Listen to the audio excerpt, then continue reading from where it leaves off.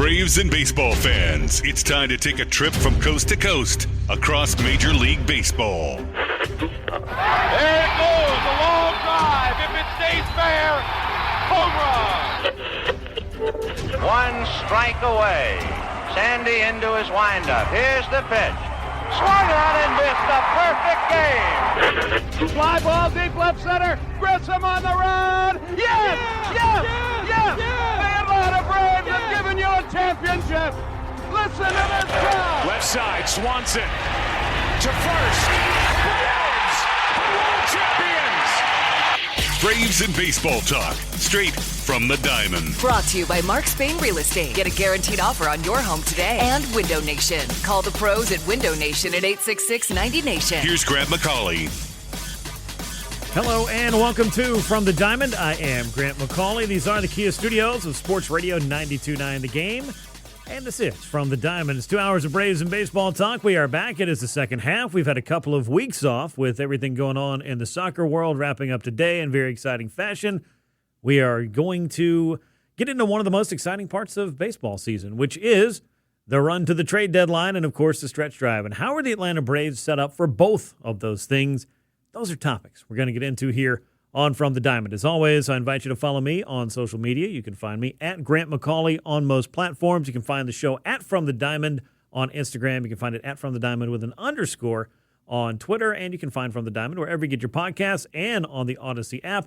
It is all right there for you. And like I said, we've had a couple of weeks off. We get to kind of recharge, so we've got a lot to talk about. And unfortunately for the Braves, as we were winding our way toward the All-Star break, it really seemed like a lot of things were just running out of steam. And maybe they were, because this is a long season. And we are going to get into right now, I think, as we move forward, a little bit of the dog days of summer. And maybe they came early for the Braves, because beginning about a week into the month of June, things just didn't look or feel quite like they had over this first couple of months. And a team that went from being one of the best in baseball was struggling to win games, was struggling to win series, was struggling to hit, was struggling to pitch. Just everything seemed to come apart all at one time. And, of course, as we know with the Atlanta Braves, and really with all 30 teams, you're going to have some injuries thrown in there as well, and it just seemed like everything came calling to collect some debts for the Braves on the back of that really great start. But I think Atlanta has finally started to show, and especially here coming out of the second half with a big offensive showing, winning 2 out of 3 against a Texas Rangers team that is atop the American League West Division, because in large part, somebody's got to be leading the American League West Division. But be that as it may, the Braves were, I think, really one bad inning away from sweeping that series. And you'll certainly take 2 out of 3, and you'll also take the encouraging fashion in which it happened, not just for the team with a huge blowout win in Game 1, with another good offensive showing on Saturday, even in a loss, and then, of course, with Sunday's game, which involved the offense once again setting the tone and the Braves taking 2 out of 3. You saw it for the team, and you saw some individuals that you wanted to start seeing some good things from, and one of them is Drake Baldwin, who was the Braves' arguably the best player that the Braves had for the first couple of months before hitting the injured list with that oblique. And when he came back, there was just a 2 to 3 week sample that was unlike anything we'd ever seen from Drake Baldwin. And we're going to hear from him a little bit later about what this was like going through all of that, and more importantly, getting through the first real offensive downswing of his young career, how exactly he did it, and how exactly he once again finds himself as, I think, going forward, arguably maybe the Braves' best and most consistent hitter, because what we saw over the weekend against Texas was an absolute tour de force, as Baldwin, with a 5-hit day on Sunday, had 10 hits in the series, and once again, you saw him using all fields. He hit 2 home runs. I mean, just everything you could ask for from Drake Baldwin, everything you've just become accustomed to seeing from Drake Baldwin were the kind of things that we saw happening on Sunday over at Truist Park, as the Braves picked up that 8-5 win over the Texas Rangers and closed out 2 out of 3 in their first series after the All-Star break. So we need to pull back and look at the bigger picture here, because goodness knows the Braves once had a very, very large lead in the National League East. And as we watch the Phillies heat up and the Marlins heat up, that lead for the Braves got whittled all the way down to 2 games at the All-Star break. But by virtue of the Braves winning a series against the Rangers and the New York Mets, of all teams, helping the Braves out by taking 2 out of 3 from the Phillies coming out of the break, Atlanta once again has a 3-game lead in the National League East. The Miami Marlins, though, have been fascinating. I know we're going to talk about Braves and Phillies down the stretch, because that's just one of those rivalries that it kind of makes the division. It's the Braves and the Mets. It's the Braves and the Phillies and the Mets. I mean, there's this interplay between these three teams. And sure, the Nationals pushed their way to the top of the division like last decade and won the World Series in 2019. But they've been trying to find themselves back into this mix or push themselves back in with a rebuild. Meanwhile, I think rebuild is kind of the word that describes the Miami Marlins because it seems like they're doing it every 2 to 3 years. But what they've been able to do over the last couple of 3, 4, 5 years on the other side of the Derek Jeter regime is just build a team that has got a lot of really nice, talented young players. You may not know all the names, but they've been doing a lot of winning. So the Braves went from being one of the best teams in baseball to one of the worst teams in baseball for a period of time. And while that was happening, the Miami Marlins turned into one of the hottest teams in all of baseball. So when we got to the All-Star break, it was the Phillies trailing by 2 games, sure. But the Marlins were only 4 games back, and they were pushing themselves into the middle of the wild card race and a playoff berth. So could we have 3 playoff-bound teams from the National League East? I don't think a lot of people were expecting that, unless it was going to be the Braves, the Phillies, and the Mets in some order. And really, if you look back at kind of where we were in spring training, a lot of attention was obviously on what the Mets did. They went out and, quote-unquote, won the offseason in the minds of some.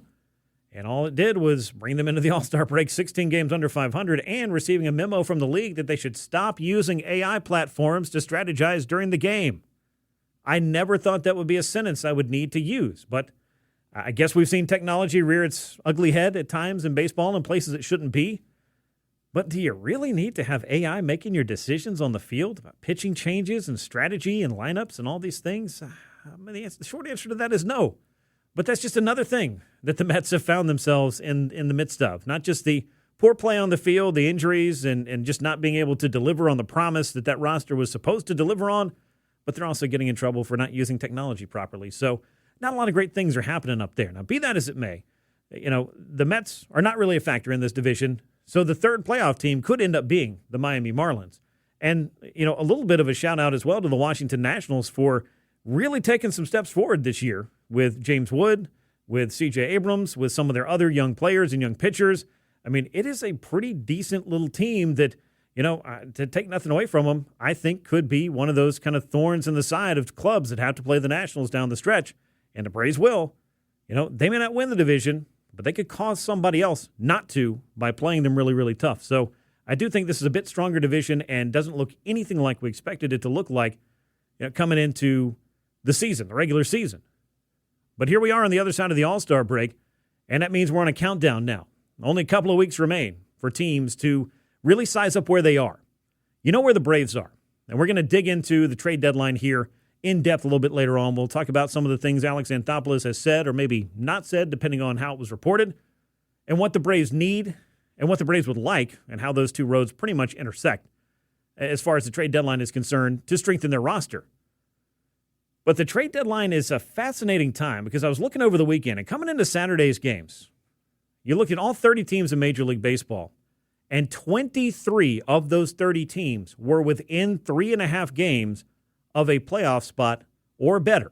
You have the division leaders, you have the wild cards, then you have the other hopefuls who are chasing the wild card, and really I looked at only 7 teams could you look at were outside of that bubble, and a handful of them are a little bit further down that just aren't going to be factors that you could look at and say maybe they're going to sell. But one thing Major League Baseball did when it expanded the playoffs in 2022 and made it a bigger field and had it go from 10 teams in the playoffs to 12 teams, and we went from a single-game wild card to a best 2 out of 3 wild card series, which I don't really mind. But what it did was it just had this trickle-down effect where clubs aren't deciding to trade and to, punt this season and move it ahead into next season. And I think that part of that was maybe warranted or wanted, but now it's really changed the dynamics of what kind of players are available at the trade deadline. And I'm fascinated to see what this one's going to look like with 23 of the 30 teams, at least as of right now, a couple of weeks heading in to that trade deadline on August the 3rd, within shouting distance of at least a wild card. And in some of these cases for these teams, they might be 3.5 games out in the wild card and maybe a bit closer, a game or two closer in the division. I mean, the American League West is a good example of that. The American League Central is another example of that. And there are some others. And it's not like anybody's running away with the National League East now. The Dodgers are in a great spot out in the National League West. So what does that mean for the San Diego Padres, who the Braves are about to see for 4 games? would they be doing some selling? We'll see. We'll see how that whole thing plays out for sure. But there are so many other teams that you're just kind of wondering, are they going to look at where they are and look at, say, the Boston Red Sox?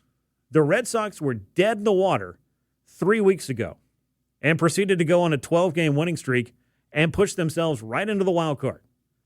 Now, as you look at the Red Sox, and if you're in the market for a pitcher like Sonny Gray, who Boston might have been motivated to move 3 weeks ago, can you trade Sonny Gray in the middle of your playoff push here now? I don't know. But what do the next 2 weeks hold for the Boston Red Sox? What do the next 2 weeks hold for the Minnesota Twins, the busiest team at the trade deadline last year? I believe they traded away 10 players. Now they're sitting on some assets that, and I'm not talking about just Byron Buxton, but they may not move them because they're right there in a wild card and right there in the American League Central. So it'll be really, really fascinating to see what teams like that are going to be doing or not doing when it comes to selling or buying at the trade deadline, because you've got teams that are going to have to make a decision between, okay, do we sell right now and cash these in and say, okay, we did what we could, but we're a flawed roster and don't have enough to get over the top? Or do they say, okay, we're close enough, we're going to buy? And then some teams surprise you by going out and buying. And teams that are maybe not in as good a position playoff-wise as the Braves are, with the odds the Braves have as a first-place team, decide that, hey, it's worth it to us to go for it, and they start pulling some of these assets off the board that you were hoping that you were going to be able to get if you're a Braves fan or if you're the Braves in general. That's kind of the fascinating calculus that we're looking at right now. It's just not as cut and dried anymore as, okay, these 10 or 12 teams are definitely selling.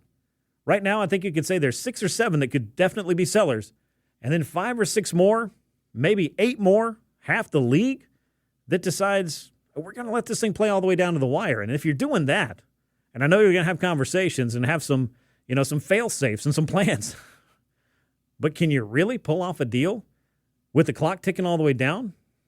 I mean, I don't know if your GM is Jack Bauer or not, but working against the clock like that may keep some teams from really being able to maximize that trade deadline, and it may just stop some things in their tracks. So we'll get into all of it a little bit later. The Braves definitely have some needs. The pitching is the number one thing. We're going to talk about that. We'll also talk about the resurgent Braves offense.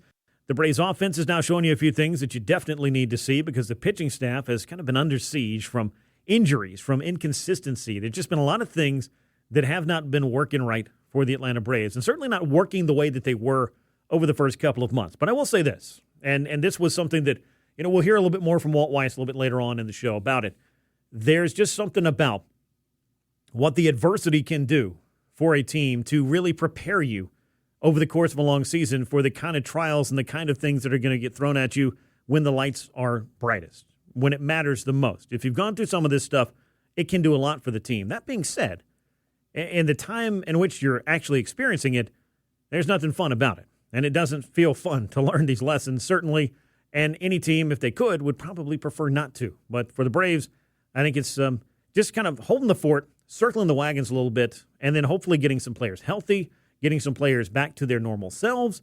And the trade deadline is also coming. And I promise we're going to get into some in-depth stuff on the trade deadline, because I've looked at, especially with regard to the pitching, what kind of targets may be out there for the Braves. Maybe we'll touch on a couple of those, but we still got a little bit of time, so maybe next week's show will be the more trade deadline-centric one of the shows, as everything will be kind of coming to a head at that point. But now this is definitely a time of year in which the Braves need a few different things to kind of come back together for them in order to play like that team that we saw much more promise in that first couple of months. And I think you can honestly start to get excited a little bit about Braves baseball again and feel like it was a return to form after a 2025 season that was so forgettable for so many different reasons. And one of the guys who was going through it in 2025 and when going through it again in 2024 and now has found himself perhaps in the worst slump of his career is Austin Riley. And I had to go back and look at this just to kind of figure out where Austin's first half ranked in the pantheon of his career. Because, yes, he did have some struggles in 24 and some struggles in 25, but right about the time it seemed like he might be figuring some things out, he was injured and his season was over. It was the broken hand or broken wrist in 2024. And then it was the double sports hernia surgery that he had to have last year. And for Austin coming into 2026, obviously the expectations, I think, were even higher, maybe than they've ever been. And the only other time I can find that he struggled the way that he has over the first half here was that second half of his rookie season. Because when Austin Riley came up, he kind of set the world on fire for about 35 or 40 games. And then that next, 50-ish or so games, and he did have some injury issues mixed in there, but the book was kind of out on Austin Riley at that time. The book was breaking balls. But he made those adjustments, and he became an all-star third baseman and a cornerstone fixture for the franchise, and that's the guy that you're going to need a little bit more from here in 2026 down the stretch. That, this opportunity ahead, I feel like, is a chance to kind of erase a lot of the, struggles of that first half if you can show up at a time in which your team really needs you. But for Austin Riley, I feel like as much as anything, it hasn't just been a mechanical thing. There have been some things, physically that have been an issue for him, but I also think from a mental standpoint and approach, you definitely have to be trending towards exhaustion when all the things you're trying are just not working the way that they used to. And you're trying to go back to things that are familiar, and it's not turning the key.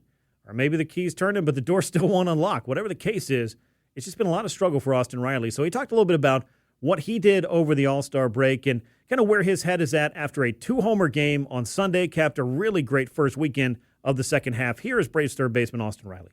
No, I actually didn't do anything over the break, just more of a mental break. The first half, it beat me up pretty good. Just clear mind, working on a few things, lower half, and just it's not one thing. It's a combination of things that we've been working on, all season, and, building the muscle memory of you can do the right moves in the cage and everything looks right. And then, you get out there, face 100 and, it's tough to repeat those movements, without thinking about them. So when you're thinking about mechanics and trying to hit 100, it's hard. So, being able to build some muscle memory there on a few things, going up there and just focus on what the pitcher's trying to do, it's encouraging. Yeah, it is encouraging, and I think that simplifying things a little bit for Austin Riley there, it could go a long way. Now, what do I mean by simplifying some things? Well, it's not just one thing that's been going on. There have been some approach things. I think mechanically there have been some things about his swing that he wants to fix, and he brought up a really good point, is that I want to build muscle memory. And for a hitter, what does that mean? Well, you want to be more reflexive than spending all your time thinking through every little thing that you're doing, and I think that was really symptomatic of where he was. So it wasn't for lack of trying. It certainly wasn't for lack of caring. But he just kind of found himself stuck in this weird in-between of doing the thing that he knows how to do or thinking about doing the thing that you know how to do. And for a hitter where milliseconds matter and where fractions of an inch matter as far as where you make contact with a baseball, or if you don't make contact with a baseball, you want to, I think, do all your thinking, like you said, before the game, and not be trying to go through all of that quite as much during the game. You want it to be more instinctual. You want it to become second nature again, and I think that's what Austin Riley's striving for, and that's just kind of my interpretation of that. But I can tell you from talking to him over the course of the season that he has been working through this. We've had talks about the mechanical things, some of the things that he was going back to, looking at his notes from 21 and 22 and 23 and seeing the things that would, maybe spur something for him, maybe even just drills or things that he was doing that just had him in a good place as a hitter. And he's working on all that stuff in the cage, but it's one thing to be doing it in that kind of sterilized environment, and it's another thing to be doing it when you're 60 feet 6 inches away from a guy whose job is to get you out. That is the big challenge. There's the rub, I think, really, for Austin Riley. But he's not the only Brave that's kind of gone through it, but he's one that they definitely need to get more out of. As Riley's first half saw him hit just .207 with 9 homers, 42 RBI, and an OPS just over 600 in 95 games. So he needed a break. And now he's come out of the break. Yes, he hit a homer off a position player, but today he hit 2 homers off a very good pitcher, and it capped a very good weekend for him. So perhaps this is going to get Austin Riley rolling the Braves need him the way the Braves need him to. Now, Drake Baldwin was another guy that kind of went through it a little bit earlier before the All-Star game, but he was able to come out like a house of fire against the Texas Rangers. 10 hits in this 3-game series, 5 hits on Sunday, a career high for Drake Baldwin. He hit 3 homers over the weekend, 8 runs knocked in, 5 runs scored, even stole his first base. So congratulations to Drake Baldwin there. But he went through that prolonged slump after coming off the IL, and it was a homer in his first at-bat back. But overall, 5 for 63, and he struck out 24 times in his first 16 games back. It was just not Drake Baldwin. I mean, you just don't look at Drake Baldwin hitting basically .063, I think it was. But since then, the last 11 games, this dates back to some things we started to see before the All-Star break, and that was line drives going to the shortstop side, to left field, to all fields. And now we're seeing the ball flying over the fence again for Drake Baldwin. He's batting .452 over his last 11 games, and he's only struck out 3 times. But we had a chance to talk to Drake Baldwin a little bit about what's been going on with him and what exactly it was that he had to do in order to get through the first real slump of his career. Here's what the Braves all-star catcher had to say about the work that it took to get through that slump and start enjoying the results that we've been seeing lately. Yeah, I mean, when you're in those stretches, it feels like it's impossible to get out of. But, I mean, the people around me just kind of being like, keep pushing, keep trusting what you're doing, keep trusting your routines, and you'll kind of get back into the flow of things and, like, seeing big league pitching and all that stuff. So a ton of credit goes to the people around me just kind of keeping me on the right track. And, I mean, kind of the first time had to experience something like that. So definitely more of a learning thing than anything. It's just going in there day in and day out, pitch by pitch, and just trying to be as locked in as possible with the best plan I can have. And, I mean, you can't really search for results. I think it's more about the process of everything, trying to hit the ball hard, trying to hit a good pitch, rather than just trying to swing at everything and, like, get a hit. Because I feel like that kind of, looking back on it during that little bit of a slump, it was like I just wanted to hit. And it's like when you try to do that, you start chasing, you start swinging at bad pitches, you start having weak contact that doesn't help the team win. And I think just getting back to focusing on the process and just trying to hit the ball hard or hit good pitches, so you take your walks and stuff like that, and then the results come from there. And those results have started to show up for Drake Baldwin, and you needed him to because, like I said, he's been one of the Braves' best hitters all year, and he's just one of those bats that you need going in the right direction if you're going to have this offense clicking the way that it needs to. But I went back and looked at just what the Braves have been trying to get accomplished when it came to the run scoring, and one of those things was get the home run back on the menu, because if you looked at the month of June, the Braves played 23 games and hit just 19 home runs in those 23 games. That is dead last in Major League Baseball. Well, as of Sunday, the Braves have now played 15 games here in the month of July. They are tied for second in baseball with 27 home runs. Only the Washington Nationals have hit more homers than have the Braves. So remember, I was talking about the Nationals a little bit earlier. There's some things they do right. Slugging is one of those things, but slugging was also one of the things that the Atlanta Braves had been doing. Now, if you look at the month of July as well, and this might make you feel more confident about what the Braves are doing offensively, they have scored 96 runs. That is tops in Major League Baseball thus far in July. Now, a couple of weeks still to go here before this month is over, but how much different is it than the month of June? Well, when you looked at June, the Braves were dead last in baseball with just 77 runs scored. So they have already outscored the month of June and have now moved back from the way bottom, from the bottom of the bottom, the basement of the National League as far as offenses are concerned, back up to the penthouse, and it has happened that quickly. Drake Baldwin's going to be part of that. You know that for sure. You know that Austin Riley can be part of that. Matt Olson has had an outstanding year, and Michael Harris continues to be such a great story. And, you know, I was a little bit bummed for Michael that call never came in the week leading up to the All-Star game for him to get that All-Star nod, because he just continues to hit here coming out in the second half and has put up one of his most, not one of, he has put up his most consistent season and consistent start to a season where even when he does slow down a little bit, it doesn't completely turn itself off as far as that offense is concerned. He just has found ways to limit the slumps, basically, and be able to just continue his consistency. And it really comes down to what Walt Weiss talked about from pretty much day one, better swing decisions overall for Michael Harris. He's already putting up a 3-WAR season, which is more than he did last year in 160 games. He's got 17 home runs, 57 runs knocked in. He's a 300 hitter, and his OPS plus, I should say, is 27 points above league average. So he's returned to an elite center fielder and an elite hitter. And that's what makes Michael Harris such a special player, and that's why they want him to be around for a long time. You just had to find that consistency, and Harris is certainly in the middle of that. Now, some other things for the Braves offense that are going to need to go right, well, they're going to have to figure out some injuries that have been limiting them at a couple of different spots, and they're going to have to size up what they want at the trade deadline and what really, I think, completes this team a bit more. Because as you look at where the Braves, or how the Braves are constructed, you could make a case that going out, looking at shortstops would be worth it. Certainly going out and looking at outfielders, maybe a couple of outfielders, could be something that would be worth it for the Braves. Just finding a couple of players that could maybe be versatile and play in a few different places, or simply allow Mauricio Dubon to move around a little bit more, and maybe Mauricio Dubon solves your shortstop question. But the shortstop question has become a little bit less so in the past week or two because Jim Jarvis has come up from AAA Gwinnett. He's impressed with the glove. He's chipping in with the bat. He's a nice all-around player. And Alex Anthopoulos was on MLB Network Radio a little bit earlier today. I get to hear some of that. And he was talking about Jim Jarvis and just the fact that, hey, Jim Jarvis was not my find. Alex has got a whole bunch of people working for him in that front office. They brought the concept, I guess, to bear of, hey, you should go get Jim Jarvis. And the Braves traded Rafael Montero last year around this time to the Detroit Tigers, and they got Jim Jarvis back. But they believed that there was just another level to Jim Jarvis offensively and that he was already a good enough shortstop and a good enough base runner that he had the opportunity to maybe blossom into a big league player. Are you going to say everyday shortstop? I don't know. But the Braves needed somebody to step into this void right now that was created when Ha-Seong Kim had so much trouble at the start of the year.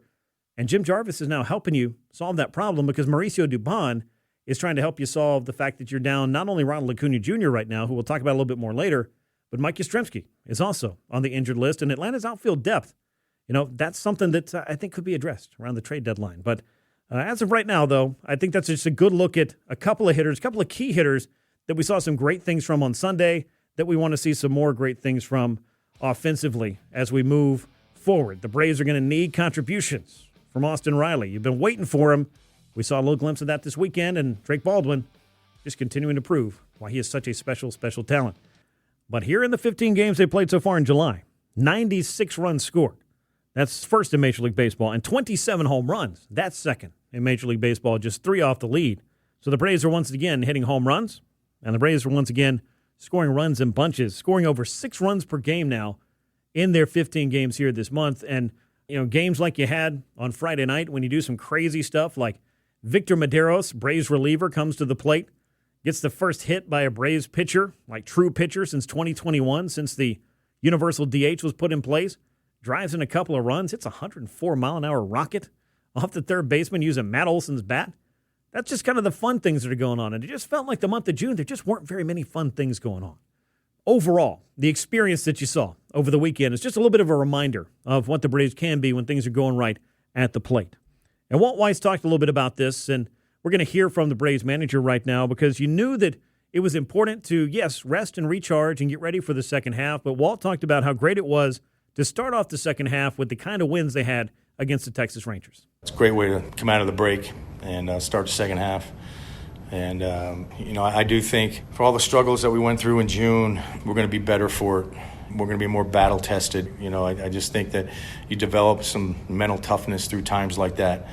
I always talk about you're making deposits in the bank of mental toughness, when you have to deal with stuff like that.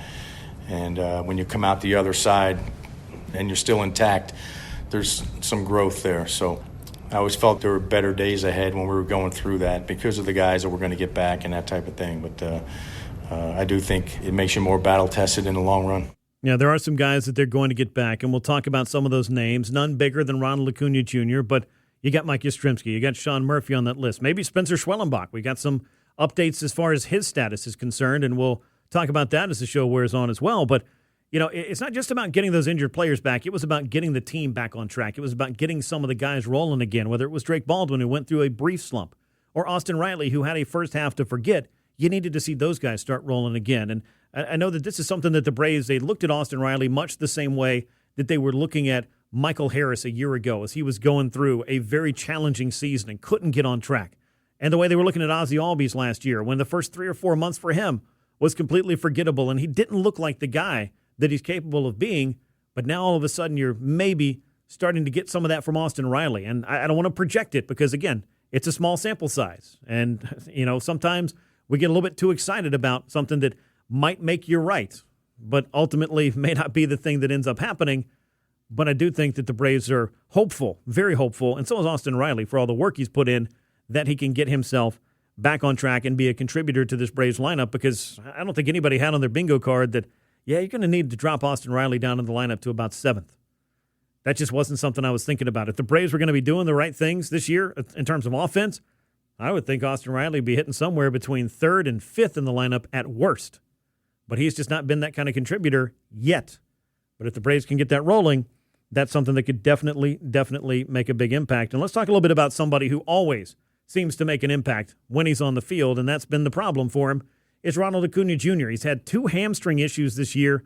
It's caused him to miss roughly 50 games thus far. So about half of the Braves' schedule, Ronald Acuña Jr. has been lost for. And I don't need to tell you, if you've watched the kid play, that it definitely makes a difference when Ronald Acuña Jr. is on the field. You can go look at the one-loss record with Ronald, and you can look at the Braves' one-loss record without him. It is a much bigger challenge to do the things you want to do as an offense when you don't have a dynamic player like Ronald Acuña Jr. up at the top of that order. He still has the best on-base percentage on the team, and that's a guy I'd like to install in the leadoff spot. So when exactly might we see that?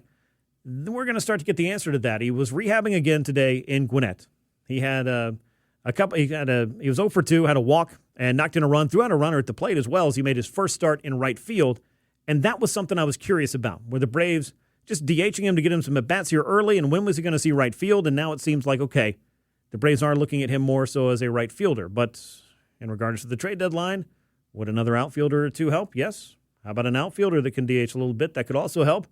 What if Ronald Acuña Jr. DHs a little bit to kind of take some of the strain off his legs? We'll see how the Braves want to manage that moving forward.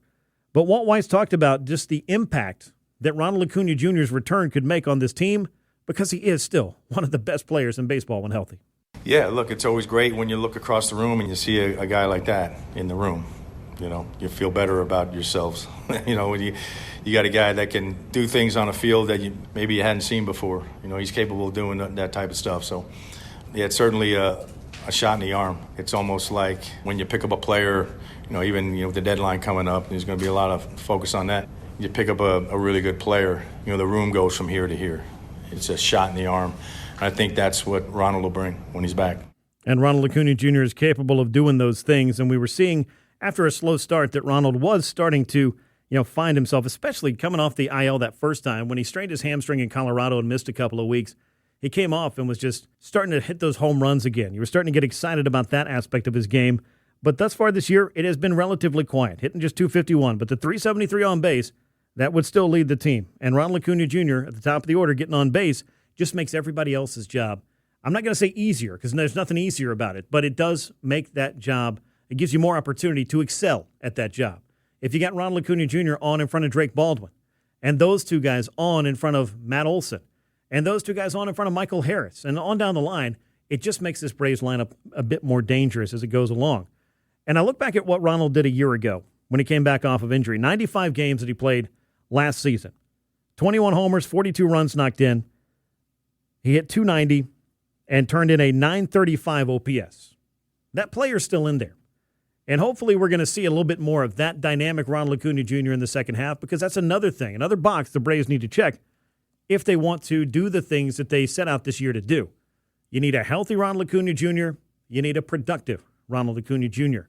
Because the Braves outfield last year, just overall, even with Ronald Acuña Jr. in place, had some of the worst production in all of baseball as far as outfield groups. They were way, way down at the bottom, either 29th or 30th in terms of average, on-base percentage, slugging percentage, OPS. I mean, you name it. And the Braves outfield was at the bottom of the barrel. And that's very surprising when you look at somebody as talented as Michael Harris, somebody as talented as Ronald Acuña Jr., and you're just kind of trying to find someone else to put in that mix. And the Braves are hoping they can maybe figure that stuff out, I think, perhaps at the trade deadline or with the return of Acuña. And maybe Mike Yastrzemski, who has swung the bat better over the past month, can factor into this. He is on the injured list right now, but it does sound like when first eligible, the Braves should get Yastrzemski back, but that'll still be a few days. Now, the big question, I think, right now, at least for this week, is, as far as big returns are concerned, could we see Ronald Acuña Jr. before the homestand's over?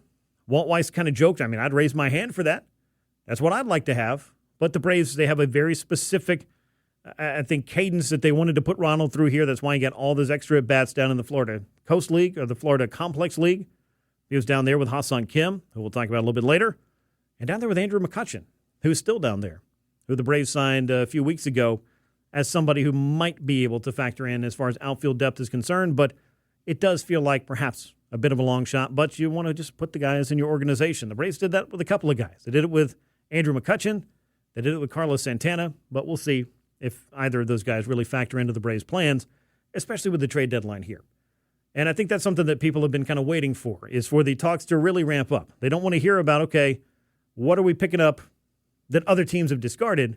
What can we go and bring in that can make that tangible difference? And that's what Alex Anthopoulos and his front office are really going to be cranking up right now. I'm sure they've done their due diligence. They've made their list. They've got targets. They've got ideas, and they've got concepts.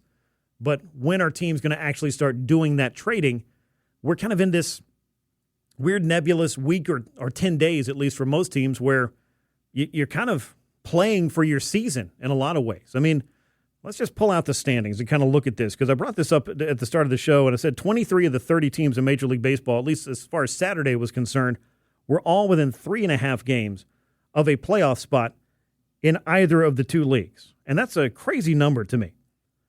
But if you do look at it, and I'll pull up the wild card standings because that kind of lets us know, the National League leaders right now are the Dodgers in the West, the Brewers in the Central, and the Braves in the East. As far as the wild card leaders are concerned, it is the Cubs, it is the Phillies, then it's the Cardinals, Marlins, and Pirates, all tied.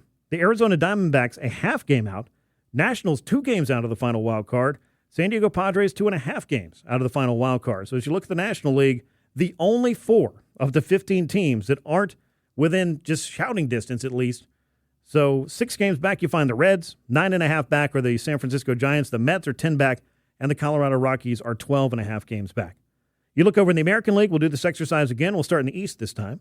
It's the Tampa Bay Rays. Then you've got the White Sox, one of the stories of the year in the Central. They're in first place. And the Texas Rangers, because, again, somebody's got to be leading the West, and right now it's the Rangers. In the wild card, it's the Yankees, the Guardians, and the Red Sox. The Red Sox, with a 13-game winning streak now after their win on Sunday. I mean, you talk about safe in your season, and you talk about the example for all these other teams of what can happen, and what you're hoping for, at least right now, over this next couple of weeks, is to go on a long winning streak, or to win 10 out of 12, or some semblance of something that would just push you into the place where maybe you can do some buying. That's what the teams are looking for. That's what the fan bases are looking for. Now, outside of the wild card, the third wild card right now is the Boston Red Sox, the red-hot Boston Red Sox. Then you got the Seattle Mariners, a game out of a wild card spot. Orioles are 2 out. The Twins are 2 out. And then you look at a few more. Let's look at 6 teams in the American League that are a little bit further out now than 3.5 games. But at 4.5 games out, it's the Astros, the Blue Jays, the Tigers, and then you have buried way far down the Athletics, the Royals, and the Angels at 8.5, 11, and 12 games out respectively. But the Tigers are holding one of, if not a couple of, the biggest trade chips out there. Is Tarek Skubal going to change addresses, or can the Tigers finally figure some things out and get their season rolling? I kind of remain unconvinced, but they have won 7 out of 10, and they're hoping they can do that again over the next 10 days. And then what will the wild card standings look like? Will they be a game out, a couple of games out? Will they have a schedule that just kind of works itself out? Because it's going to be a lot easier to win with Tarek Skubal than without him. But we'll see. And if it's not Tarek Skubal, maybe Casey Mize is another name. And I got a whole list of these guys we're going to talk about as we approach the trade deadline moving forward. But a lot of intrigue, because the playoffs are kind of a wide open door right now for a whole lot of teams. I would really look at this and tell you there's 3 teams in the American League and 4 teams in the National League that are probably out of it. But 23 teams within 4.5 games of a wild card, that's a pretty wide berth when you're thinking about the trade deadline. When we come back, though, we are going to switch lanes and switch topics. We're going to talk about the Major League Baseball draft and what the Braves were able to do with their new draft class. Gaurav Vedak of Battery Power is going to join me, and we'll talk all about the new crop of Braves next on From the Diamond with Grant McAuley on Sports Radio 92.9 The Game. Now, back to more From the Diamond. Brought to you by Mark Spain Real Estate. Get a guaranteed offer on your home today. And Window Nation. Call the pros at Window Nation at 866-90Nation. Sports Radio 92.9 The Game. Welcome back in to Sports Radio 92.9 The Game. This is From the Diamond. I am Grant McAuley, and it is a very fun time on the show here as we unpack what was one of the great events of the baseball calendar each and every year, and that is the draft. And, well, it's a great event if you feel good about your draft class, and I think a lot of folks are feeling pretty good about what the Braves were able to do with their 2026 crop of new prospects.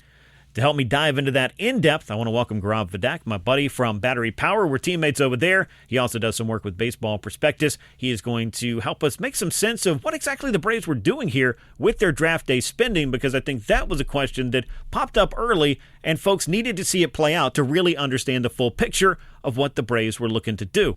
Gaurav, as always, I appreciate you making some time to join me to talk about something that I think a lot of folks look forward to each and every year. I know I do, but I also know that there's a lot that goes into the Major League Baseball draft. And as somebody who's covered it, and you and I were there in Atlanta last year, there's always some excitement because you know that new crop of players is coming for every single team. So I know you always look forward to this. We'll get into the draft particulars here in a moment, but how much did you enjoy your draft day experience? I know we weren't in the war room this time, kind of watching it all come in real time, but it's always fun, isn't it? It's always a great time. It's basically Christmas in July for the most part for me. Just love being able to see it all unfold and the drama that involves with it as well, right? Being able to sign everybody, all that kind of stuff. Just fantastic. Absolutely. Like the picks are one part, but as you mentioned, being able to sign them is a whole nother thing. And just as an aside, from somebody who's been doing this for more than a minute, I kind of liked when Christmas came in June, but that's a whole different story here. So let's talk about the Braves strategy because every team has a draft pool and a spending allotment. So tell us a little bit about how the Braves kind of creatively spread that money beyond their first couple of picks and enhance their draft class with their overslot spending down the line and exactly what all that means to people, because that, I think, is really what you have to understand in order to know exactly what the Braves did here and how good they may have done. No, it's a very common question. And first and foremost, I want to start with the fact that the bonus pool is set, right? That's the amount of money that the team has to be able to spread around to be able to sign these players. How you use it is up to you. You can go over, but then you have restrictions. You can go under, but then you also have penalties. So for the most part, it's your money to spend, and how you use it is up to your discretion. Now, when we focus on how the Braves went about it, that's going under slot with the first two picks. And what that means is you have a slot value assigned to that slot that would to which you are picking itself, right? The Braves were able to sign a couple of players that they did not believe would be available. That's an AJ Gracia and Carter Beck. Those are two potential first-round talents. AJ Gracia, of course, is the first-round talent. Carter Beck is a little more fringe, but has the upside of a first-round pick. They were able to sign both of those under slot, meaning they saved money to be able to utilize for the rest of the draft. With that, it was a very, very strategic way about it, right? You don't exactly know who's going to be available in those later rounds and who you're going to be able to slide over slot when you move forward through rounds, 3 through 20. But they wanted the flexibility to be able to look at the total player pool available and pick what they felt was the best talent available at those slot chances, right? So that's when you're able to add a Cade McCarthy, a Jensen Hirschkorn, and a Cole Dennis, three really high value pitchers that have pretty much are lottery tickets. When you look at specifically Cade and Jensen, those are two that profile potentially as first round picks. So by utilizing the strategy of going under slot with those first two picks, you're able to then acquire what looks like potentially 4 first round picks in that draft without going over your overall bonus pool. So it was a very strategic way to go about it for the Braves. And luckily for them, they were not only able to execute it, but then they were also able to sign them, which is that's a separate, completely different issue. So it's just a fantastic use of the money and the overall strategy to be able to acquire the most talent possible by the Braves this last draft. Yeah, so just to sum all of that up for those listening out there, because we will get into the weeds here, and we enjoy getting into the weeds here. So basically, Absolutely. If you're driving down the road, they've painted both sides, so there's a penalty for going over, and there's a penalty for staying under as well. And then you have the money that is actually allotted to you. The Braves had a little over $15 million, and as Gaurav mentioned, every single pick of the draft, at least to a certain point, has a dollar value assigned to it, and that is what that pick is supposed to be, and I'm using the air quotes, worth there or valued at. And the Braves were able to take a high-value pick with their first-rounder in AJ Gracia, who was the number 9 overall pick, sign him for less than that, and then kick that money down the road a little bit, to keep that analogy going, and sign some other players for more than their pick was necessarily valued at. But it also got them, in the case of the prep players we're going to talk about, to forego their college commitments and be first-round prep talents that the Braves were able to take in something other than the first round. So that is kind of the Reader's Digest version of this, for those who may remember what that magazine is. And if not, then I've definitely dated myself. We're talking to Gaurav Vedak here, who writes for Battery Power, covers prospects there. You can also catch him on Locked On Braves. You can also follow his work at Baseball Prospectus. A whole lot of hats there. Only one head, a lot of hats. I know all about that as well. So let's jump into this. AJ Gracia, introduced to the media this week. We're going to hear from him a little bit later in the show. I've got some sound bites that everybody will get to kind of get to know him a little bit better. But as you mentioned, definitely a top talent, but maybe not a consensus top 10 pick, which may have had people wondering, what are the Braves doing here? But his underslot deal really laid the groundwork for signing some of the other players down the line, and I would say in particular for Jensen Hirschkorn, right? Absolutely. That's the main reason why, but they were able to add 3 of those prep talents in there. But Jensen Hirschkorn was kind of what we saw last year with Briggs McKenzie being the overall player that the Braves were really aggressive on and signing him to the biggest bonus ever for that slot. Last year, they went ahead and repeated the exact same thing from the exact same school, just with a different pitcher. So you can tell that the Braves really, really cared about Jensen Hirschkorn. Yeah, Jensen Hirschkorn is the guy that I think a lot of folks were wondering, is he going to sign? So let's talk about him just a little bit, because he was committed to LSU, which has had a couple of good pitchers that I can say in recent memory and maybe even in longer-term memory. But that commitment was going to take a substantial amount of bonus money to lure him away and get his pro ball career started a little bit earlier. The Braves obviously did that. What did they get in this top-ranked prep arm that many believed may not be signable in this draft unless you were to go ahead and make him your first-round pick?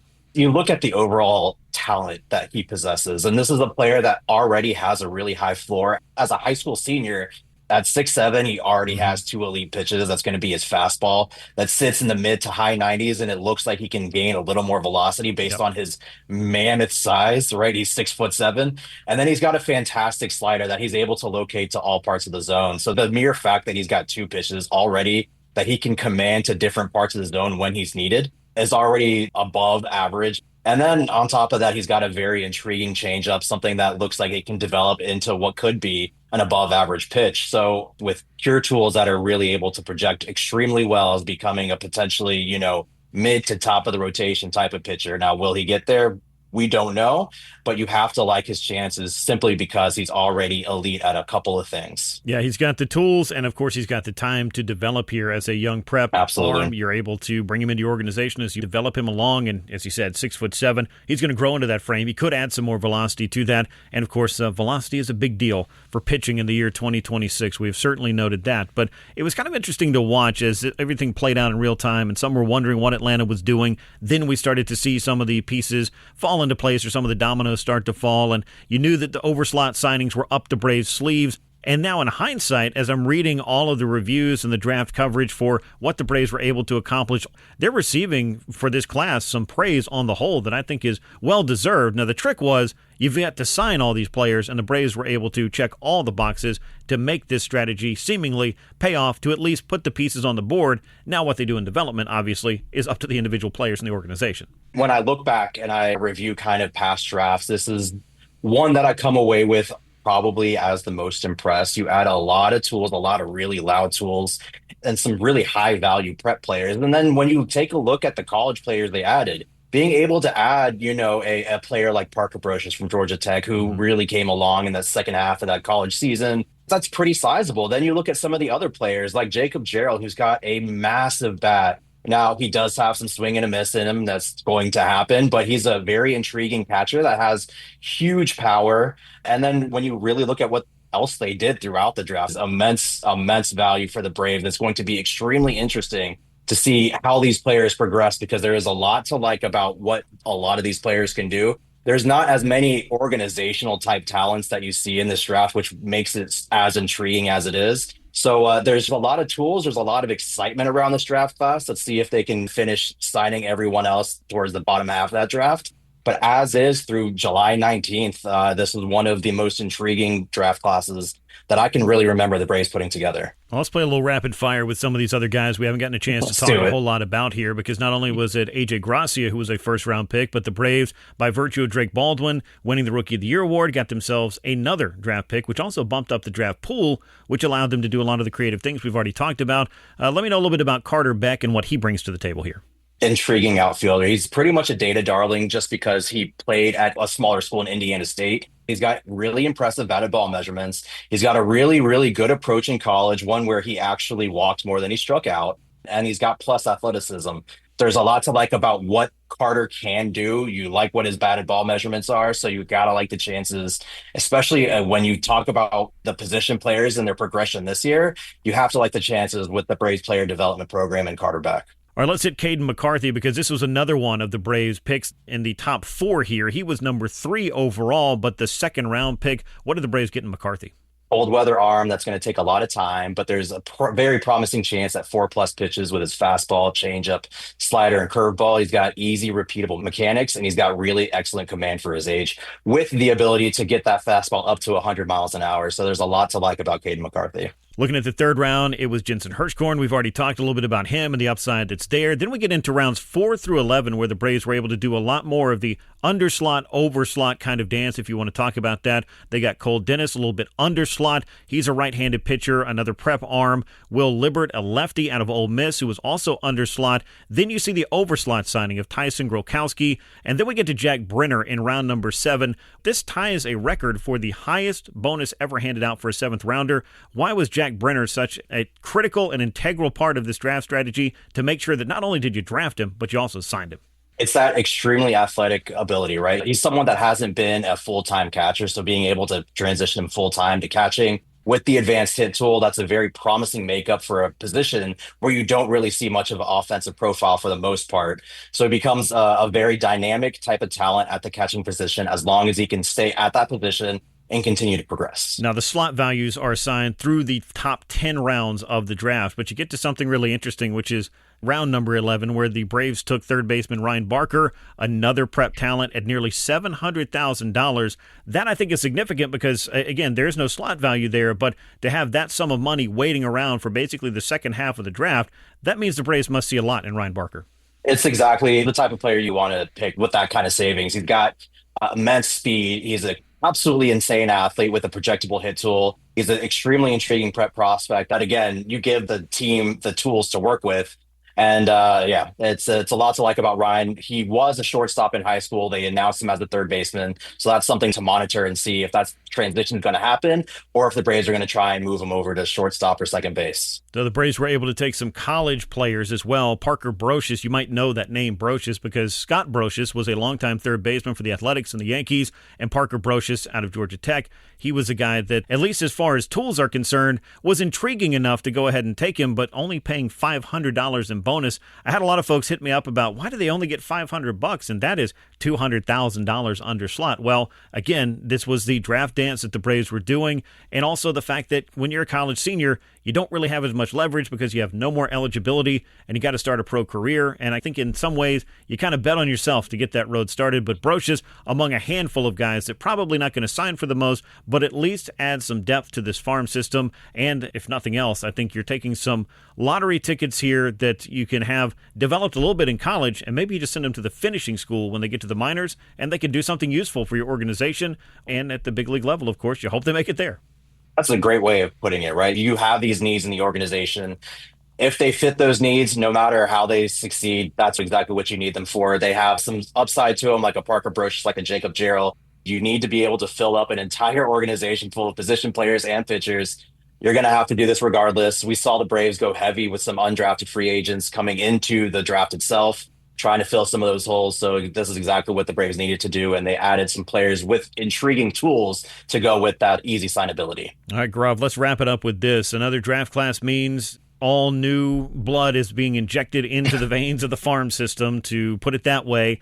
Where's the Braves farm system trending? We know it's been on the rise in recent years. There's some very exciting prospects down there. Last year's draft, again, we were both there. We saw the position player focus last year toward the top. We saw it again here when you talk about what the Braves were doing, at least with their first couple of picks, but then they were able to supplement it with pitchers who may as well have been first-round draft picks because of the talents that they are. You need a lot of pitching, but you need the position players, and all of that makes a great farm system. Where would you say the Braves are trending in terms of all 30 teams toward maybe rising in the ranks of farm systems across baseball?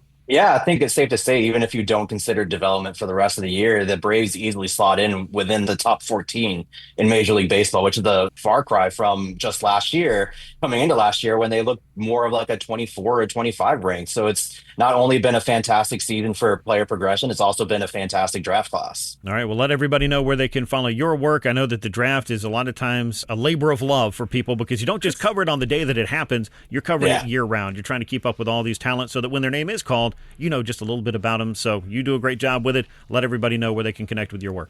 Much appreciated. So you can find me on Twitter at GVDAC, or you can see all of the draft analysis that the rest of the Battery Powered team has done. I highly recommend it. It's over at batterypowered.com. please let us know what you think of it. And looking forward to really taking a look and digging in more to some of these players and seeing how they progress through the rest of the season. Well, it's fun to cover the prospects, but it's even more fun to talk about the prospects. I appreciate you making the time to do that with me, Gaurav, and we look forward to doing it again soon. Much appreciated, Grant. Have a great day. Again, that was Gaurav Vedak of Battery Power and Baseball Prospectus. A lot of great insight on the Braves draft class there. When we come back, we will turn our attention back to the Major League Club and what's going on here in the second half and the countdown to the trade deadline as we continue our Braves discussion right here on From the Diamond with Grant McAuley on Sports Radio 92.9 The Game. Back to Grant McAuley for more From the Diamond. Brought to you by Mark Spain Real Estate. Get a guaranteed offer on your home today. And Window Nation. Call the pros at Window Nation at 866-90Nation. Sports Radio 92.9 The Game. Welcome back in to From the Diamond with Grant McAuley on Sports Radio 92.9 The Game. Live from the Kia Studios on a Sunday night. We're closing things out for the weekend, but the Braves have just gotten the second half started. They did so in a very good fashion over at Truist Park, where they are home for 7 games. They just took 2 out of 3 from the Texas Rangers. They've got a 4-game set upcoming with the San Diego Padres. That starts on Monday night. We'll talk more about that as the Padres roll into town. Then the Braves go on a 10-game swing, I guess if you want to call it that, as 6 of those will be on the road. 4 of those will be at home, leading up to the trade deadline, which we still have to talk a lot more about before we get going. So not necessarily a 10-game trip, but still a good run, a good amount of games in between the Braves and the trade deadline, 14 to be exact, as we count down the days until the August 3rd deadline, which is at 6 p.m., in case you want to synchronize your watches and look forward to the deals that could be going down to the wire based on the fact there are so many teams that have a possible playoff berth on their minds. But we'll get into more of that later. We need to talk about the Braves pitching staff a little bit because as much fun as it was to watch this weekend, and on Friday night, you get Chris Sale pitching, you get the offense exploding. I mean, that's the kind of thing that if that can happen every 5th or 6th day, as the case may be, with Chris Sale's overall rest in between starts, you'll take that.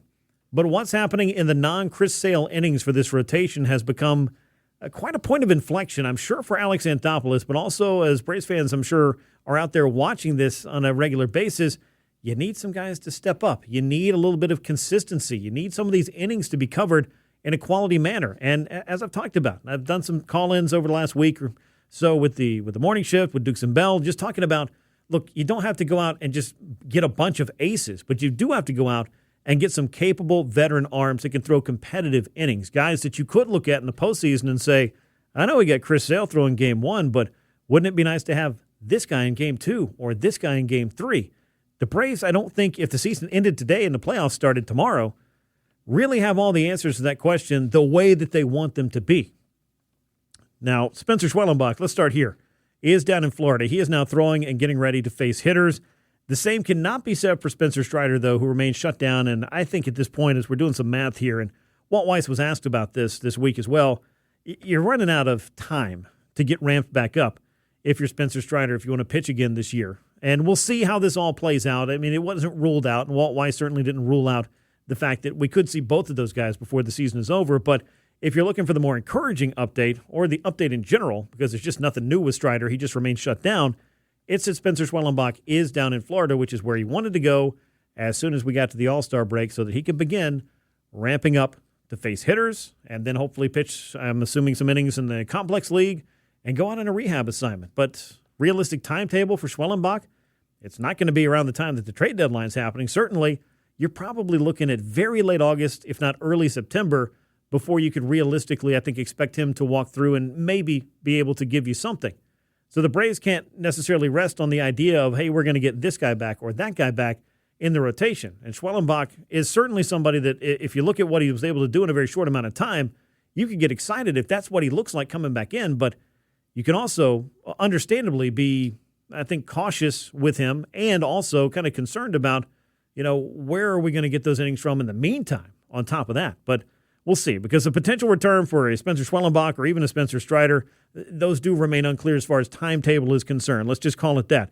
Now, A.J. Smith-Shawver and Hurston Waldrop could help, but they also carry, I think, viability concerns. And let's talk about Smith-Shawver, who went 4 1/3 innings on Saturday for Gwinnett. Scoreless baseball, 4 hits, a walk, 5 strikeouts, 73 pitches, topped out in the high 90s. And that was another rehab start for him. And he started in the Florida Complex League and now is working his way up. And he's going to get to 80 pitches, I would imagine, in that next start. So I think that's when the Braves would be open to activating him and bringing him up to the big leagues. I think that the rehab assignment actually for for A.J. Smith-Shawver started officially in Augusta. But he was down in the Complex League throwing some, high intensity bullpens. And so that was what got him ready, that last step, which is basically where Spencer Schwellenbach wants to get before he can go out on his rehab assignment. Now, they could wait and see, I think, what A.J. Smith-Shawver looks like in this next one, and maybe you see him get called up. Maybe they just allow him to pitch all the way through the 30 days that you have on a pitcher's rehab assignment before you have to make that decision. They could also choose to activate him, as they did Hurston Waldrop, and then option him immediately back to the minor leagues. Now, we saw Hurston Waldrop not long after that come to the big leagues, but I think that, again, is out of necessity.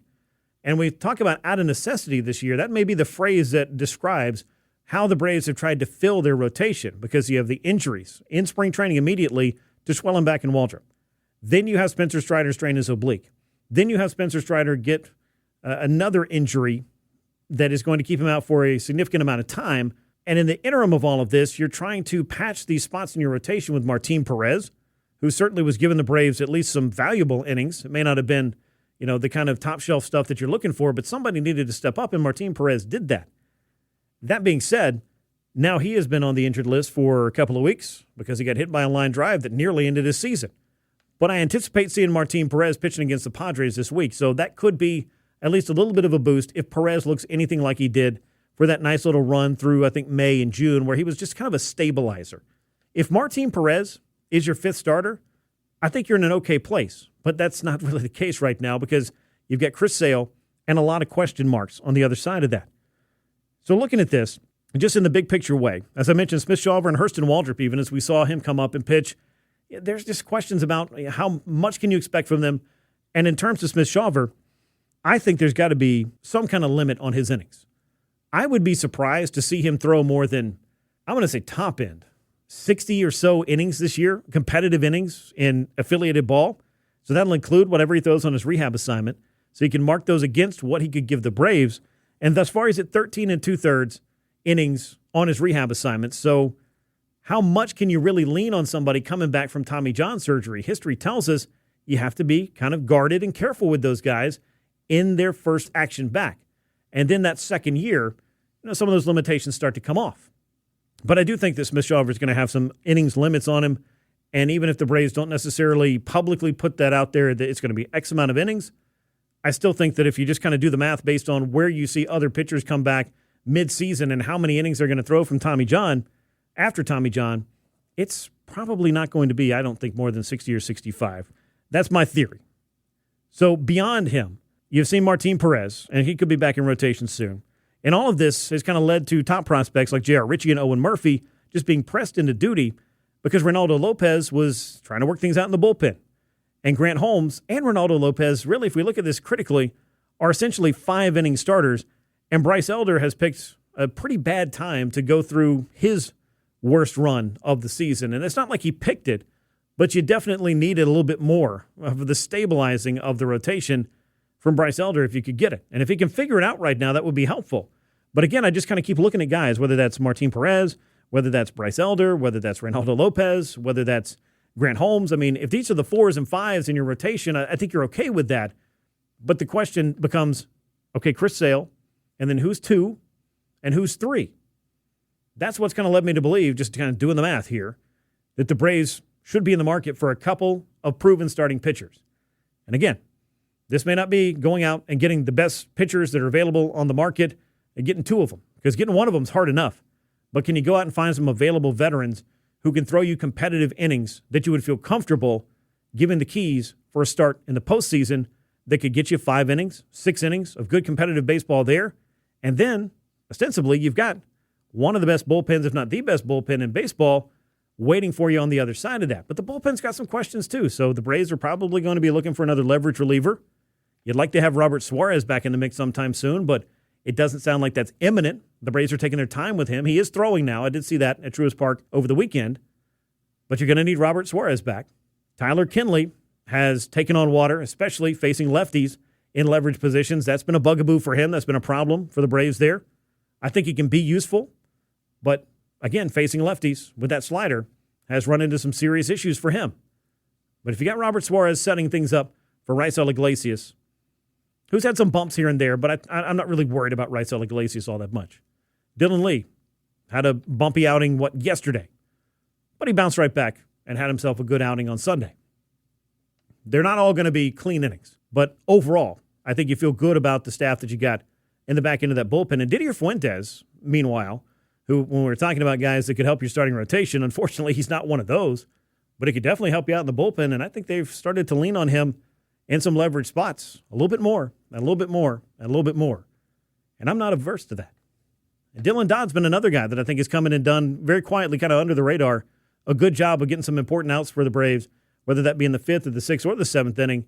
Just somebody that they can utilize that could throw maybe even up to 2 innings and bridge you to some of your better guys. Now, I'm a little bit confused by J.R. Ritchie only throwing 1 inning on Saturday, but maybe that was just a one-off deal. Walt Weiss said after the game, hey, we had our back end of the bullpen ready to go. That was the way we were going to go to it. Unfortunately, it just broke down when Tyler Kinley gave up that 2-run homer.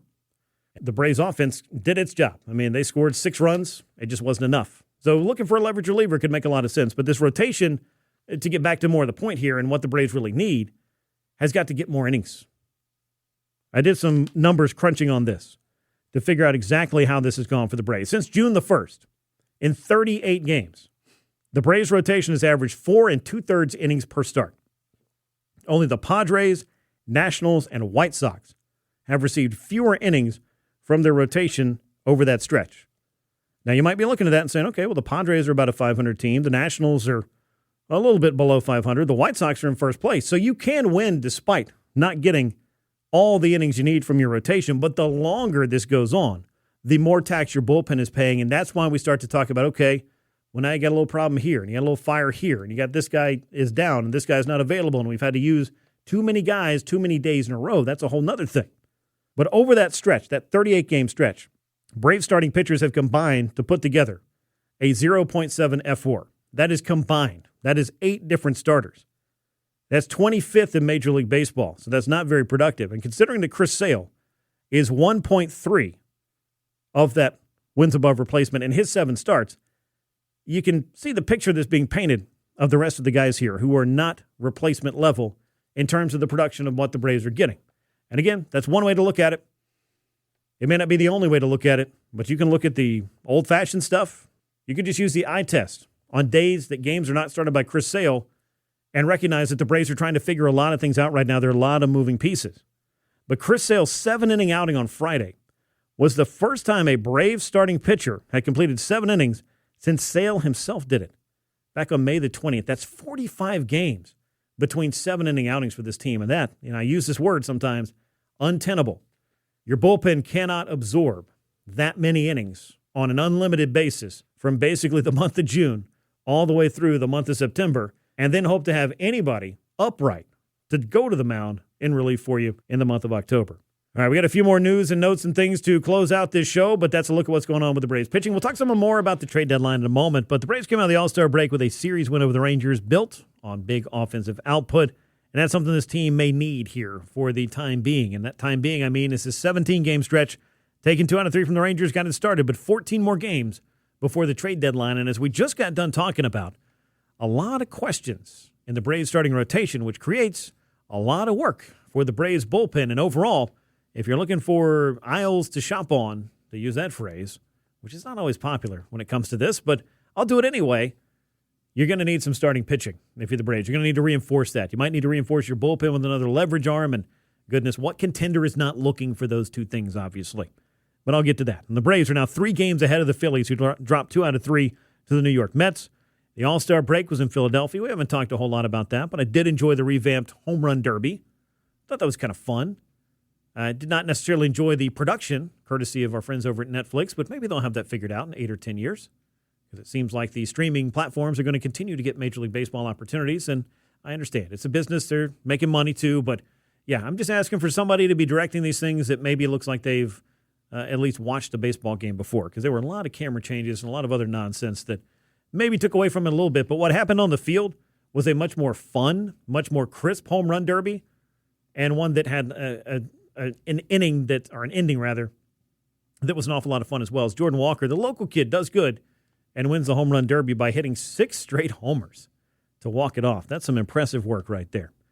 But this break was just what the Braves needed overall. Yeah, they sent 5 guys to the All-Star game. Iggy got to throw an inning, Iglesias, his first All-Star honors, so that's a big deal for him. I'm happy for him. You had Matt Olson and Ozzie Albies and Drake Baldwin all appear in the game, as Albies and Baldwin actually both started. And then Chris Sale did not pitch in the All-Star game, but 10th All-Star honor for Chris Sale. So congratulations to him, because that is a list of only 8 pitchers in Major League history that have appeared or have been elected to or selected for 10 All-Star games. I'll get the word eventually. And I also enjoyed the Philadelphia fans for that entire event. Once their guy got knocked out of the home run derby, they were heading for the gate once Schwarber was done. And then on top of that, you had them booing mercilessly both the Braves and the Mets All-Stars, which you kind of had to expect, and you got to respect that, if nothing else. But coming out of the break, the Braves needed the kind of series they just had with the Texas Rangers to get back to the point here, and they're scoring a bunch of runs. Braves averaging now in the month of July over 6 runs per game after averaging less than 3 runs per game in the month of June. You needed to see that. And again, the reasons why are very simple, because your pitching staff is needing some support right now, maybe a little bit more than it has at any point in, certainly in the 2026 season, but maybe at any time in recent memory. Now, how do you get some more offense going? Well, how about Ronald Acuña Jr. rehabbing with AAA Gwinnett, 0 for 2 on Sunday, walk, a run knocked in, threw out a runner at home, and started in right field for the first time on his rehab assignment, which began in the Florida Complex League. So could we see him before this Padres series ends? 4 games, starting at Truist Park on Monday and running through Thursday.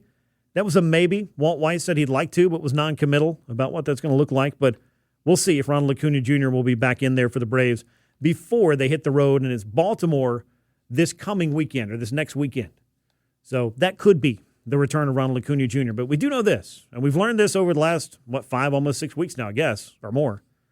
The Braves aren't going to rush Ronald Acuña Jr. They're going to give him the time to get some at-bats, get his timing right, feel good, and then install him back in right field when he comes back. Now, the Braves are expected to do that with Ronald, and I think that's what I was really kind of wondering about when the first 4 or 5 games of this rehab assignment, all he did was DH. And maybe that was more about just getting him the at-bats to get the timing right, and you're just not worried about his right field work. But could he DH some? I think maybe. Could they find somebody to help them out at DH? I think so, because that has been a bit of a trouble spot for Atlanta. After a strong start, Dom Smith is really, really faded, and he's the guy who's gotten a lot of at-bats in the DH spot. And in the 42 games since mid-May, Dom Smith is batting under 200 with 1 homer and 13 runs knocked in. So a great story there for the first 5-6 weeks of the year, but we just haven't seen a lot of Dom Smith in terms of coming up with the big hits like he was to start the season. So could the Braves look to upgrade that at the trade deadline? Find somebody that could help him out, get some DH at-bats? Yes. Another way to look at that is Sean Murphy, if he goes out on his rehab assignment, could start drawing some work behind the plate, obviously. And Drake Baldwin could do some DHing, because that's a bat that you'll want in your lineup every single day if you can. But Ha-Seong Kim is also with Ronald Acuña Jr. over in Gwinnett. And I know he's been a name that has kind of been a hot-button topic for Braves fans this year, because he just has not lived up to the expectations. And I would say this, and I have said this about a lot of different players, nobody knows it more than the guy that's going through it. But how do you get through it was really the question that the Braves, I think, and Ha-Seong Kim had to be asking after his abysmal start to the season. So he did end up on the injured list with some inflammation in that finger that he had injured before the season. And I don't think his return is imminent, because the Braves have 21 days, so they got about 2 more weeks where he could just work things out in the minor leagues, just kind of sort it out, try to build some confidence at the plate, get his timing going. And if you remember, a couple of 3 weeks ago, I was talking about this. Is there any way that you just approach Ha-Seong Kim about finding a way to go down to the minors and sort this whole thing out? And I think the Braves have managed to do that, and maybe just giving him a rest, giving that hand a rest, and getting him going again in the minor leagues is the best-case scenario here. He was 1 for 4, also had a walk on Sunday as a DH for the Braves. And he's gotten a handful of hits, hit a home run as well down in the Florida Complex League. So we'll see what Ha-Seong Kim looks like as he continues to build up some at-bats, and maybe the mental break for him will do the same thing it did for Austin Riley. Just let you get away from the game, Don't worry about trying to swing the bat and fix mechanical things and do a whole bunch of work. Just hit that reset button and now start worrying about getting back into being comfortable, be familiar with who you are again at the plate. Because that confidence has to be just at an all-time low for Ha-Seong Kim. Because this has been a challenging season. If it's been tough to watch, it's certainly been tough to live through. The Braves would love to see him contribute something meaningful down the stretch. If not, then they've done everything they can, and they can start to figure out what that roster spot means. And, if you got to move on, you got to move on. But this is, I think, at the very least, an opportunity to give him that reset and hope that he's able to come back as a better version or a version closer to what he was and the reasons why the Braves signed him to begin with this season. Now, Jim Jarvis has been a real pleasure to watch. I did talk about this a little bit, but we'll dig into it again. Jarvis batting over 300 thus far in a very small sample size. Let me point that out. But that's something he does in the minors. He works good at bats. He can steal bases. He's good with the glove. He's got a great arm and just a top-notch kid. Just a good sometimes, every time, like you always want to be happy for other people's opportunities. It's never good to play the other side of that coin because I feel like that stuff kind of comes back to you. But be that as it may, for Jim Jarvis, he's just one of those guys that you just look at him and see what he's, just gone down to the minors and just continue to post, gets traded to a new organization, finds an opportunity. You're just a little extra happy maybe when guys are able to find that door finally that gets them to the big leagues. They get a chance to live that dream, and you find out, hey, this might be a pretty good little baseball player right here. And Jim Jarvis, I think, has made some contributions here over the last couple of weeks, which has been good to see. Brewer Hicklin's also a nice story. He's the outfielder the Braves brought up from Gwinnett. He's, I believe, 30 years old now, but grew up a Braves fan. So the opportunity to put on a Braves uniform for him is a little bit extra special. But this is another guy that's spending a lot of time in AAA Gwinnett that right now is just kind of stepping in and try to make the most of an opportunity. And we saw Brewer Hicklin kind of all over the place in this Rangers series. Some big base hits, knocking in some runs, doing some things. So nice opportunity for him as well, or for those couple of guys. Now, I also mentioned this, and it's worth repeating. Mike Yastrzemski should be back soon. He was placed on the IL just before the All-Star break. The Braves would like to have him back in their mix as he was swinging the bat a little bit better. And you like all the options and all the depth that you can possibly have as you approach the trade deadline, and you really try to evaluate what you need and what you have. Sean Murphy, meanwhile, I did ask Walt Weiss about him a couple of days ago. He is ramping up. We saw him resume his baseball activities, running the bases, hitting, all of those things. He should be going out on a rehab assignment. No exact timetable for it, but I can't imagine that it's not going to be sooner than later. And by that, I mean it could be as soon as this week. We'll see. Robert Suarez, some more boxes to check before he's going to be back. But as we broke down the Braves pitching staff, the bullpen's been asked to do so much. You've got to get those guys all aligned the way you want them to, but the rotation's got to start helping out. The rotation's got to start covering more innings, because not being able to routinely get through 5 or 6 innings is going to take its toll, and has, I think, taken its toll on the bullpen in some ways. Of course, we know the trade deadline is coming. There was a report from Ken Rosenthal this week that Alex Anthopoulos is prioritizing offense over pitching. And I saw the reaction to it, and I get it, because if that was the case, then I would understand why people would be either confused or upset or both. But I cannot imagine that that is the case. And let me tell you why. Because he is looking for both. He is looking for any and everything that he can find that he could bring over to augment this roster and strengthen them for the stretch drive. But anybody who's watched this team and seen what this rotation has gone through knows that they need help there. Like, it does not take a degree in anything, in exercise science, to know that the Braves need help in the rotation. He also doesn't have to state that time and time and time again for the record, so it just looks like the Braves come across as desperately seeking these trades. You have to, even if you don't love where all your guys are at right now in terms of injuries or performance or whatever, you still have to, put forth the message properly. And the message is basically, you have to like your guys even if you don't love the situation that you're in. Because if everybody knows that you're out there desperately making the call, what do you think other teams are going to do? Not that it's easy to make trades anyway, but it's just one of those things where the guy that's doing the job can't really be critical. We can be critical. We can question all of that. But putting up that nice united front and not looking like he's desperately seeking something, that's part of a GM's job. So that's why I really don't think we're going to hear Alex Anthopoulos give you really anything in depth about what they would like to do other than we would like to add a starter. We would like to add a top starter. We would like to add to our bullpen. We would like to find another hitter. But if you look at all the teams that are going to be in line for a playoff spot, and right now we're talking about, I don't know, nearly 24 of them, what do you think they're all looking for? Starting pitching, bullpen help, and another bat if you can find it. And maybe for some teams, the bat is more important than the arms. But most teams, most contenders are all going to be out there looking for the exact same thing, and that's what Alex Anthopoulos and company will be looking for as the trade deadline comes our way on August the 3rd. We'll have a lot more to talk about that as we continue along, but here's what's ahead for the Braves, who are in the midst of 17 games in 17 days leading up to the trade deadline. They just finished 3. They took 2 out of 3 from the Rangers. Next up, it's a 4-game series with the San Diego Padres. Then they'll go on the road for 3 against the Baltimore Orioles next weekend, then up to Citi Field to play the Mets for 3, and then host the Nationals for 4 games at Truist Park, which will run through the 2nd of August, and then we will await the trade deadline. Eagerly, in some cases, I'm quite certain. We covered a lot of stuff here. Good to be back after our couple of weeks of, an extended All-Star break. We're back at it with all kinds of good stuff. We'll be back at it next week. I want to thank my buddy Gaurav Vedak for joining us to talk about the Braves draft class.